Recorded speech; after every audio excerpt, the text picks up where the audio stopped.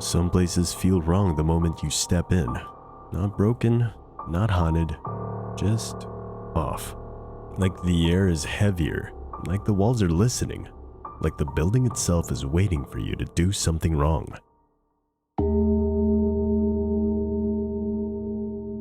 When I arrived at the gas station for my first shift, the place looked quite normal.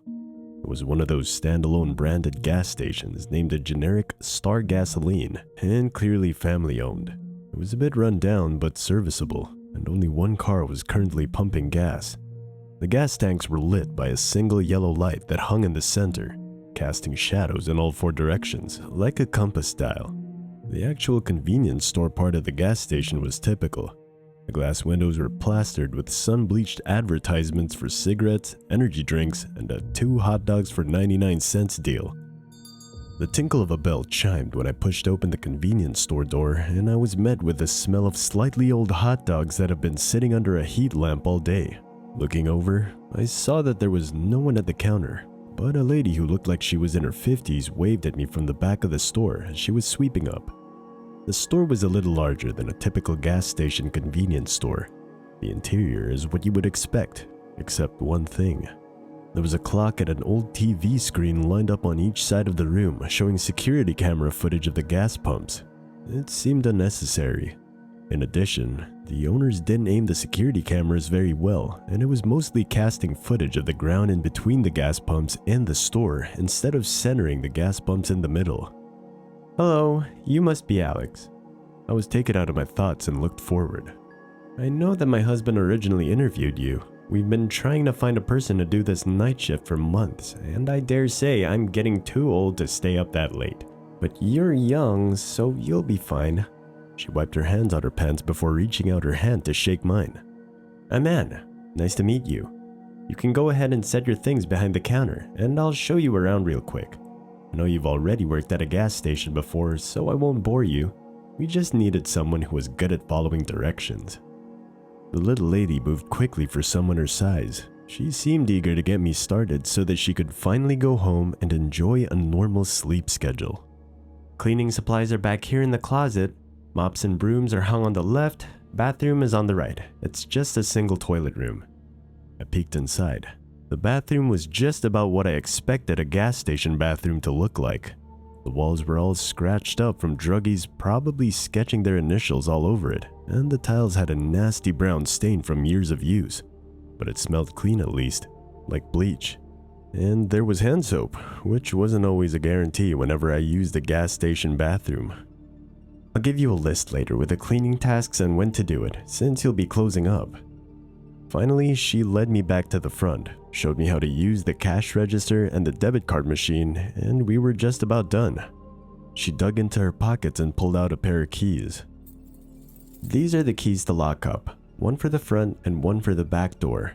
Near your chair at the register, there's a yellow list of the cleaning tasks. The most important one is the red sheet." She pointed at the bright red paper sitting next to the register. "Read that and learn it by heart, and you'll have no problems." "Thanks, I'll take a read." "Did you bring a good watch like I told you to?" "Yes, I did. Though it looks like you have so many clocks in here, I feel like I don't really need this watch to tell the time." "Oh no, you'll definitely need it, trust me. You've got another, 15 minutes before your shift starts? Go sit down and start on some of those tasks and keep it with you for a few days. You'll know it by heart soon enough. I don't need it anymore. I learned quick." She picked up her bags from behind the counter and left. There were no customers anymore, and it was relatively quiet. It was almost 10 p.m., and by now there weren't even any cars passing by on the road outside in this small town. I gazed outside again at the lone gas station light, flickering occasionally in the distance. The light illuminated long, stretching shadows of the gas pumps. All four shadows were cast in the same direction towards the convenience store, almost like they were crawling towards the building in parallel. I picked up the 2 instruction sheets. Both were laminated and printed on study cardstock, and a little grimy from use, probably because many employees had to refer to them often. The yellow sheet didn't seem all that interesting, just a lot of mundane tasks like mopping up and taking out the trash at the end of the night. The red sheet, however, had blocks of text on it. Welcome to Star Gas Station. This is your night shift employee manual. Please follow all instructions with great care. It is important that you are punctual and uphold the quality of service that our customers expect, even during the late night hours. We strive for peace and harmony with our neighbors, night and day. A clean store with busy employees is a happy and occupied store. Spend most of your time being active in the lit part of the store, except when otherwise necessary. Half of the lights are always off. Before 10 p.m., turn off half of the store lights. It doesn't matter which half of the store that you keep lit, but whatever you choose, keep it for the rest of the night. If you turn off all of the lights, it makes the store look closed. You will need the unlit part of the store later. If you need to use the bathroom, keep the door cracked so that you can keep an eye on the security footage on the TV monitors. Throughout the night, you might notice puddles of water and heavy dust on the floor and table surfaces in various places. Try to clean them up when you can using the provided mops and dusters. Puddles and dust make the store look abandoned and unkempt and will attract attention. A clean store is a happy, occupied store. We recommend occasionally patrolling the store to look for water or dust that you might miss. Remember to check the employee break room. Around 12 a.m. or earlier, prepare the mop bucket with water and soap. At 12:05 a.m., go to the back of the store to the refrigerated drinks aisle and mop the aisle continuously until 12:25 a.m. Do not leave this aisle or stop mopping until the specified time for any reason. You may feel something watching you and a strong desire to leave the aisle and hide. Do not listen to this urge. Act normal and do not show signs of fear. You may go back and forth down the aisle until time is up. Management recommends keeping your head down, keeping an eye on your watch, and wearing some headphones with music to help you block out sound. The quality of your mopping doesn't matter, but it is important that you appear busy at work. On the walls next to the cash register is a camera feed of the back lot that is different from the other camera feeds. You don't need to check this feed too frequently, only once every 30 minutes at the top and bottom of the hour. At any time of the night, if you see a shadowy figure standing in front of the camera feed and staring directly at you into the camera, calmly and slowly duck down under the registers so that you no longer see this particular monitor screen. We call him Fred. Wait 5 minutes and use the provided compact mirror underneath the cash register to indirectly check if Fred is still there. If he is still there, continue checking every 5 minutes until he leaves. This one only happens if you are not acting busy enough or if the store is dirty. You may see Fred standing directly looking in at the front of the convenience store. If so, stop what you're doing and do not acknowledge his presence, but calmly crouch behind any of the aisles in the unlit section and make noise by reorganizing and moving snack bags and drinks around. Do not stand up again. You want him to hear you, not see you. He will not want to bother you if you seem busy. You can peek through the shelves to see if he's still there, but be careful. Finally, these are the most important rules. We usually only have one local neighbor, Fred, visit every night, but on very rare, unlucky occasions, there are more of them. Unfortunately, only Fred is relatively harmless as long as you follow the rules. The other foreign visitors aren't. There are multiple TV monitors on all walls of the store. If at any time in the parking lot you see the 4 shadows of the gas pump all face towards you in the same direction, this is a bad omen. It means that out-of-town visitors are nearby and it is best to vacate. You will have a few minutes. Drop what you're doing, run to the employee back room and find a large light switch panel on the back wall. Turn off every switch to turn off all electricity to the store. It will make the store look closed and visitors may leave to look for a different establishment. This angers Fred, who's a local, but helps discourage out-of-town visitors from coming in. Go into the storage room on the right, lock the door and deadbolt it. Put your phone on silent and send Anne a text. Do not try to leave. Multiple visitors may enter the store. Fred will also get inside now that the store seems closed, but he shouldn't find you if you remain still. You can take a nap for the rest of the night as long as you don't snore. If all goes well, we will collect you in the morning and pay you triple your wages for the trouble. Ice ran through my fingers as I reread one line that stood out. In a panic, I looked up at the closest monitor. The shadows were so elongated that they were basically leaking into the store. But there were no shadowy figures inside. Yet, I was starting to shake. No way that this list was real. But I clearly remembered the shadows being in a compass formation when I first arrived. The sun was already down, and unless that singular light fixture could somehow move positions, there's no way to explain the shadows suddenly changing to stand parallel to one another. Blood was draining from my face, and I looked up the clock. It had taken me a while to read through the list, but maybe I had a minute left. Break room, back wall panel, storage room, lock it and deadbolt. Call Anne, then stay silent. I sprinted from behind the counter and ran to the back room. I quickly located the light panel and smashed my hands down all of the switches and blacked out the store. My hand fumbled for my phone flashlight while I grasped the walls to find the storage room door and pulled myself in. Couldn't see a thing except for the narrow beam of my phone flashlight, but I managed to lock and deadbolt the door with my jittery fingers, then located the boxes that I could hide behind. My heart was pounding. I wasn't sure if all of this was a joke, but it couldn't hurt to call Anne and ask her what in the world was going on. I dialed her number and heard the dial tone of a phone call trying to get through. I hope she picks up. It seemed to take forever. Hello? I couldn't believe she actually picked up. I immediately asked her if that red instruction sheet was real. In a slurry of panicked words, I also explained the shadows that all began facing the same direction towards the store and demanded to know if I was in actual danger. Sorry that I didn't tell you, honey. That last one almost never happens. It's only happened a couple of times in the past 2 years. You just got really unlucky. It seems like you did almost everything right, though. I breathed a sigh of relief. Just stay inside and stay quiet. We'll get you in the morning, sweetie. I was still in a panic, but this reassurance relaxed me enough to slump down the wall and get ready to settle in for the night. However, just as I was about to put the phone down, a thought bubbled up in my head. Did she say that I did almost everything right? I felt something next to me. The voice was now no longer coming from my cell phone, but right next to my ear. You were supposed to text her. That wasn't me on the phone. I felt my face drain white. I asked her how it was possible. The phone call I made while being in the storage room sounded so real. I even heard a dial tone. I know that sounds crazy, hun. Don't look at me like that.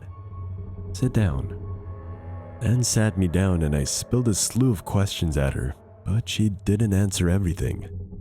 According to her, shadowy entities like Fred can mimic voices and sounds that they've heard. She said that's why one of the rules about mopping the drinks aisle at 12:05 a.m. recommended music with headphones. When she would do it, sometimes she would hear what sounded like her husband calling her name from the parking lot, or her son knocking on the back door saying he needed to get in. But her husband knows not to come at night, and her son doesn't live in this town anymore. Another time she was on night shift, it sounded like her cell phone was ringing in her pocket while she was in the middle of mopping. Out of habit, she absentmindedly picked it up, but then a realization and dread filled her. Her phone is always on silent, so it couldn't have been ringing. She never made that mistake again. Anne apologized for not being clear about the job details. She said after seeing and doing this job for so many years, she took the little details for granted and didn't consider that a new person wouldn't know the little tidbits and tips she's picked up from experience. I didn't accept her apology, and that last part seemed like an excuse. She and her husband deliberately left out these details on the job description. My mind flashed back to when I got the job and thought it was odd that Anne's husband only phone interviewed me and didn't seem to want to meet in person before giving me the offer. At the time, I chalked it up to desperation. I would have left and never come back if it weren't for my curiosity. I really wanted to know if all of this was real or if I had the craziest mental trip in the world without having done any drugs. Anne told me she's had a few employees who stuck around over the 20 years that she and her husband owned this gas station. She usually tried to get town locals. They were acquainted with the strange supernatural occurrences around them, They don't happen to everyone, but some. However, as the residents grew older, many of their children skipped town and moved elsewhere as soon as they could. I asked Anne why she and her husband don't just skip town and move elsewhere, or why not just close the gas station before nightfall and avoid the whole night charades altogether. She said she couldn't. Her husband inherited this gas station from his own father. It's an old town, and all of the original buildings experience odd events when they deviate too much from how they were 50 years ago.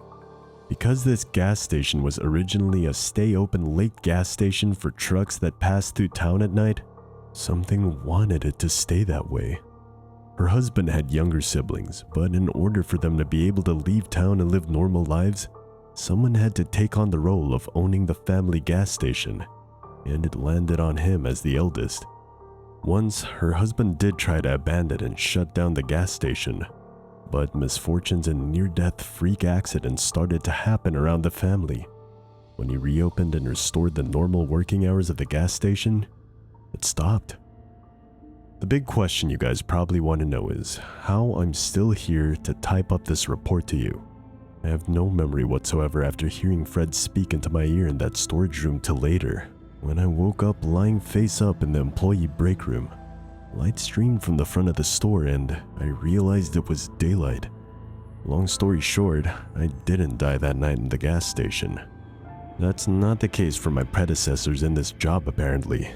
Anne says others have mysteriously disappeared during their shifts before, presumably because they made a mistake. Anne doesn't know if they died or if something else happened to them. Anne and her husband reckoned that it had let me off easy.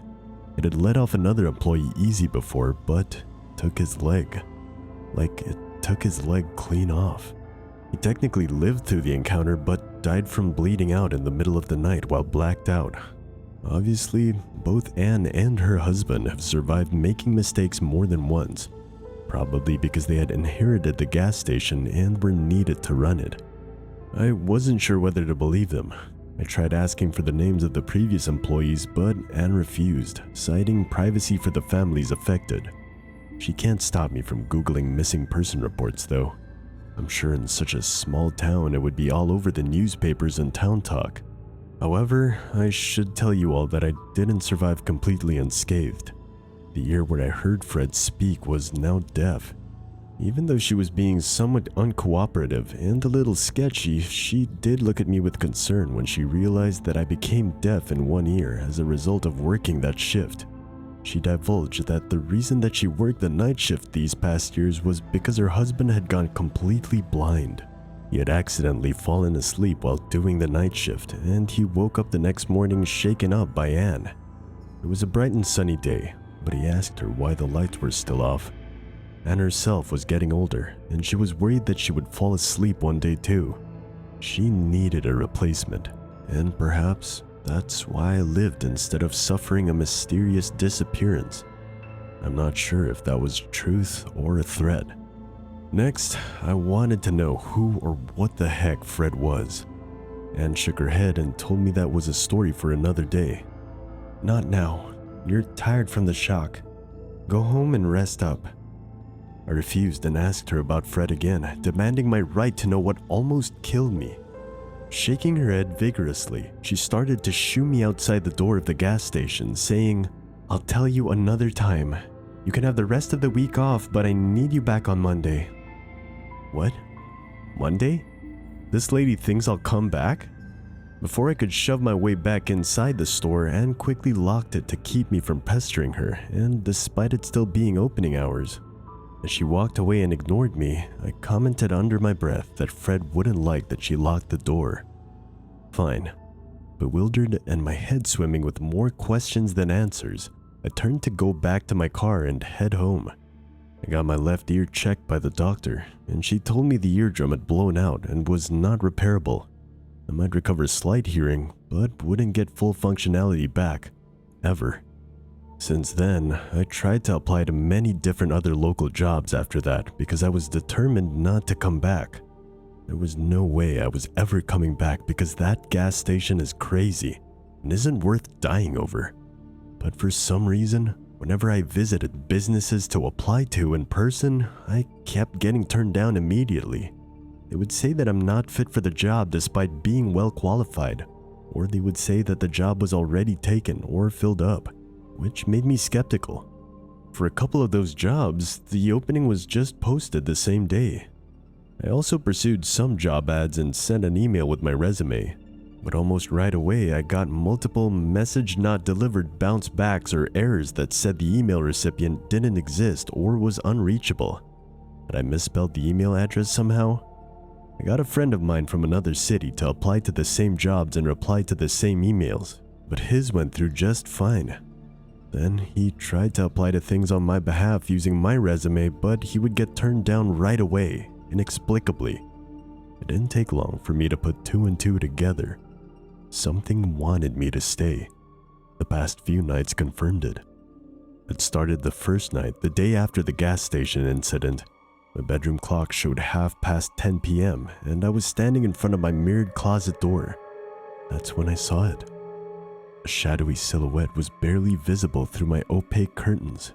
The edges weren't solid like a real person backlit by the streetlights outside.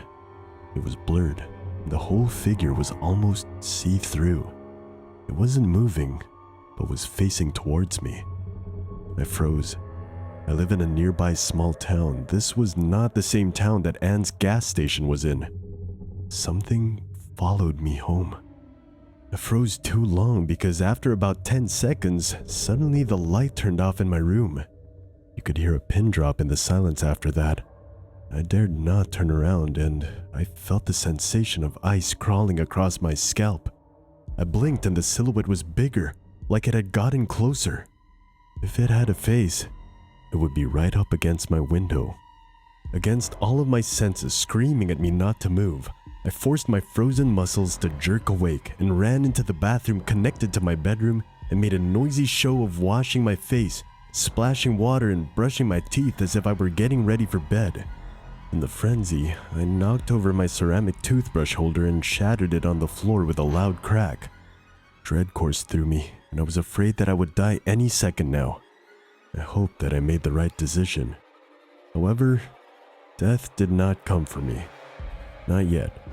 As I noisily brushed my teeth and splashed water around in the sink, I gradually felt the sensation of icy dread leave me, but I kept up the charade for a few more minutes. Eventually, a sense of aloneness washed over me, and I wondered if the presence had left me alone. I cautiously used my phone camera to check the bedroom window. The figure was gone. I went to bed, but I didn't sleep much that night. Ever since that first night, the figure has revisited me every night, watching me through the curtains. I thought about getting blacker curtains to completely block it out, but feared not being able to see it approaching and being attacked unaware.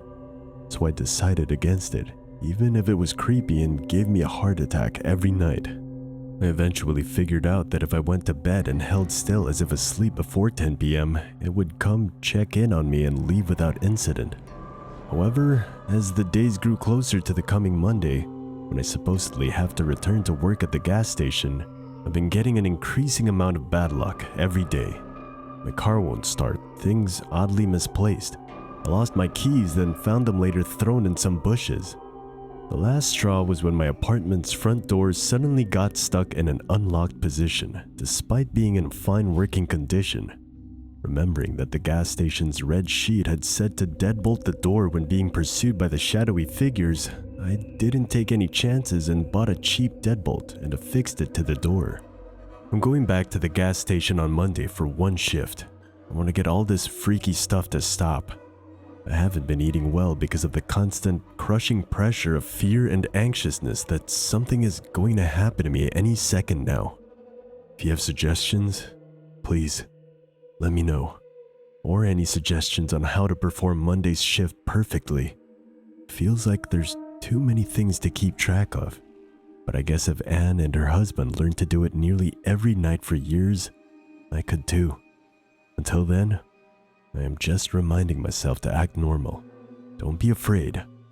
I am a normal and good citizen. I will go back to work.